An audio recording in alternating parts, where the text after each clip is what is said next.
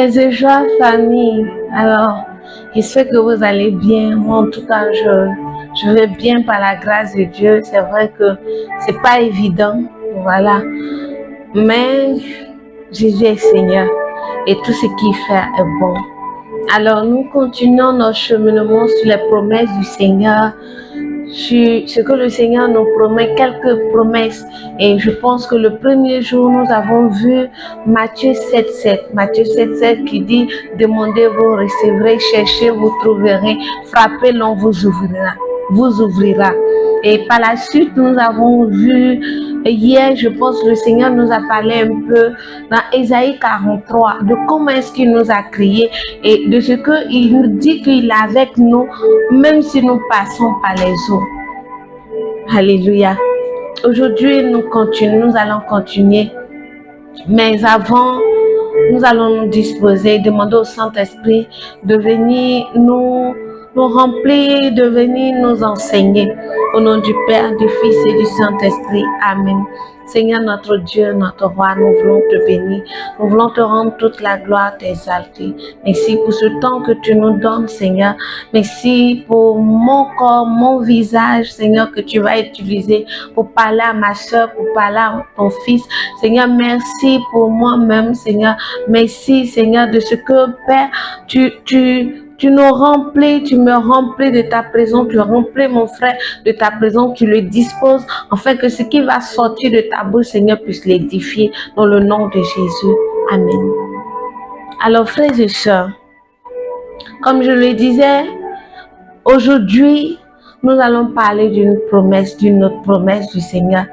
Et c'est tiré de Jean chapitre 14, verset 12. Il dit, celui qui croit en moi, je paraphrase parce que je veux t'emmener à aller lire ta Bible. Voilà, il dit, celui qui croit en moi, il fera les choses que je fais et il fera plus grande que moi. Et par la suite, dans le verset 13, il dit, tout ce que vous allez demander à mon nom, mon Père va l'accorder parce que je vais vers mon Père. C'est une très bonne nouvelle. C'est vraiment extraordinaire. Et pendant que je suis en train de méditer ce texte, le Seigneur a attiré mon attention sur deux faits. Le fait que nous les chrétiens, aujourd'hui je veux qu'on aborde un peu, nous les chrétiens, nous ne sommes pas assez audacieux.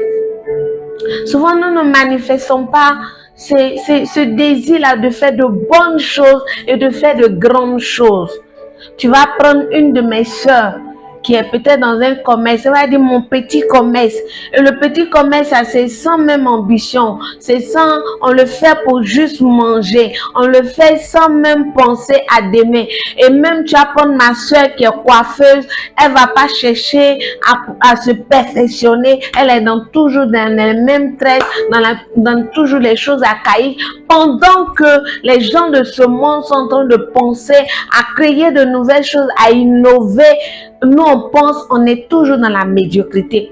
Aujourd'hui, cette promesse est pour toi, mon frère, ma soeur. Le Seigneur dit, ceux qui croient en lui, ils feront des choses plus grandes que lui. Alors, qu'est-ce que le Seigneur a fait? La Bible dit qu'il était avec nous. Il a guéri les malades. Donc, tu es capable, par la puissance qu'il te donne, l'Esprit de Dieu qui est en toi, de pouvoir prier pour un malade. Et selon la volonté de Dieu, ce malade-là va retrouver la santé. Le Seigneur, qu'est-ce qu'il faisait? Il donnait de l'amour. Et il dit que ceux qui croient en lui vont faire plus que lui. Ça veut dire que nous devons avoir un cœur rempli d'amour, un cœur rempli pour nos frères, un cœur rempli pour nos soeurs, un cœur rempli pour notre entourage, pour que nous puissions les porter, nous puissions avoir la compassion. Aujourd'hui, quand tu regardes le monde, ce matin, hier soir, je regardais un peu, mais je voyais AVC par là, diabète par là, les maladies par là, cancer par ici. La Bible dit que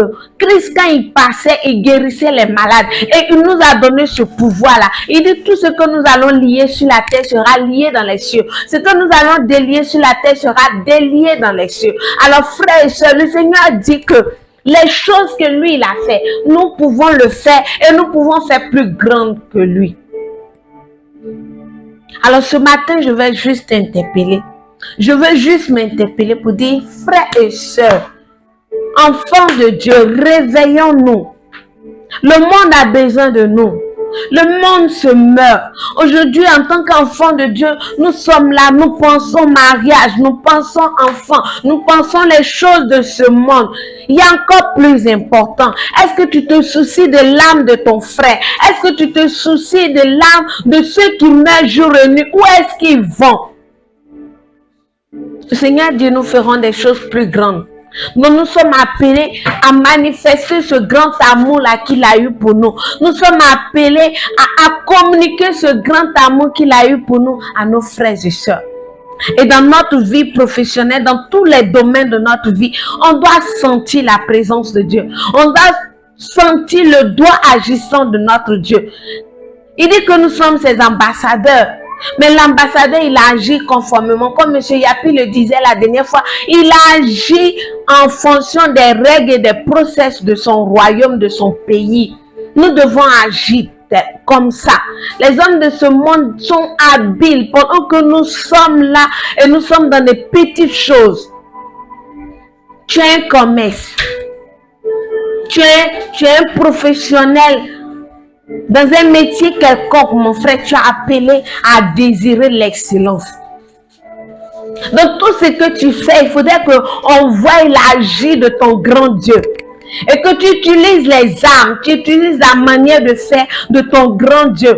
Parce qu'aujourd'hui, il y a des gens qui cherchent l'excellence, ils cherchent les grandes choses, ils pensent à de grandes choses, comme on dit, l'esprit de grandeur. Non, nous, quand on désire la prospérité, quand on désire l'excellence, c'est en vue de glorifier notre Dieu.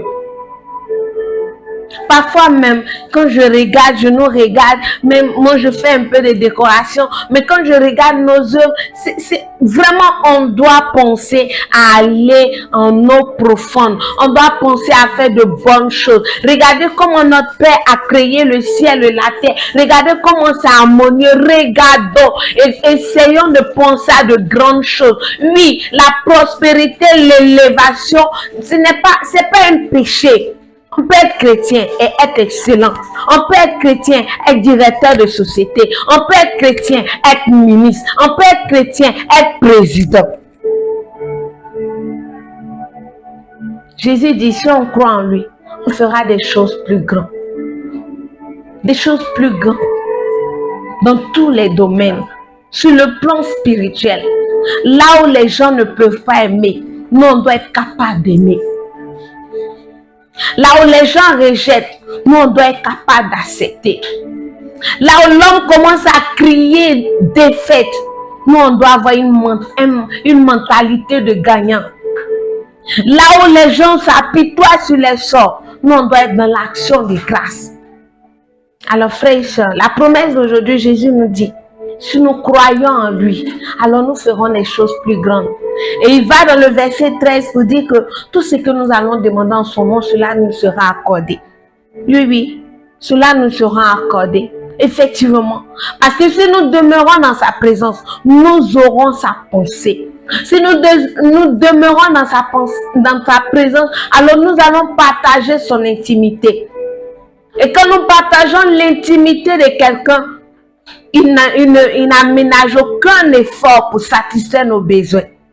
C'est pour ça qu'il va dire, cherchez d'abord le royaume des cieux. Tout ce que nous allons demander, conformément à sa parole, il va nous l'accorder. Et c'est pour ça qu'il dit que si tu crois en moi, parce que celui qui croit en lui va agir conformément à sa volonté.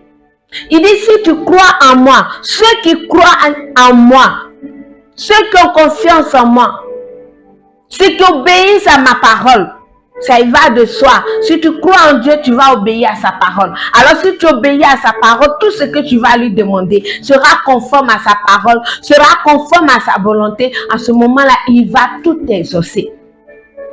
Mais je veux attirer juste notre attention sur un fait. Le Seigneur exauce conformément à sa volonté. Il est souverain. C'est pour ça que quand nous demandons quelque chose au nom de Jésus, croyons que nous avons été exaucés. Mais nous ne sommes pas toujours exaucés comme nous pensons, avec notre mentalité humaine. Parce que ce que nous voyons est petit par rapport à la gloire de l'exaucement que le Seigneur nous donne. Ce que nous voyons est parfois petit. Peut-être je dis, Seigneur, aujourd'hui, je veux tel homme grand détail. Le Seigneur va me donner un homme petit détail. Il a dit, Seigneur, tu ne m'as pas exaucé. Alors que l'homme petit détail, là, il y a la gloire dedans. Et il est dedans. Alors, quand nous demandons, il nous exauce. Ça, peu importe le résultat, peu importe le temps que ça peut prendre, peu importe comment notre prière, l'aboutissement de notre prière, bénissons Dieu, parce que c'est bon pour nous. Que Dieu te bénisse. Alors, continue de méditer. Comme je l'ai dit, c'est juste des semences que je dépose. Continue de méditer ce texte de Jean 14, verset 12. Et n'hésite pas à nous mettre en commentaire le fruit de tes méditations. Que Dieu te bénisse, qu'il soit avec toi, qu'il te garde dans sa présence. Merci Seigneur, merci pour cette parole. Tu dis que Seigneur, si nous croyons en toi, nous ferons des choses plus grandes. Seigneur, enlève renouvelle notre esprit, afin que tous les œuvres mortes de notre esprit, qui nous empêchent de faire ce qui est bon, ce qui est grand, Seigneur, disparaissent, Seigneur. Et que nous puissions penser comme tu veux, Seigneur. Nous puissions agir dans tous les domaines de notre vie, comme tu veux, et avec tes âmes, avec ta manière de penser et ta manière d'être. Au nom de Jésus. Amen. Au nom du Père, du Fils et du Saint-Esprit. Amen.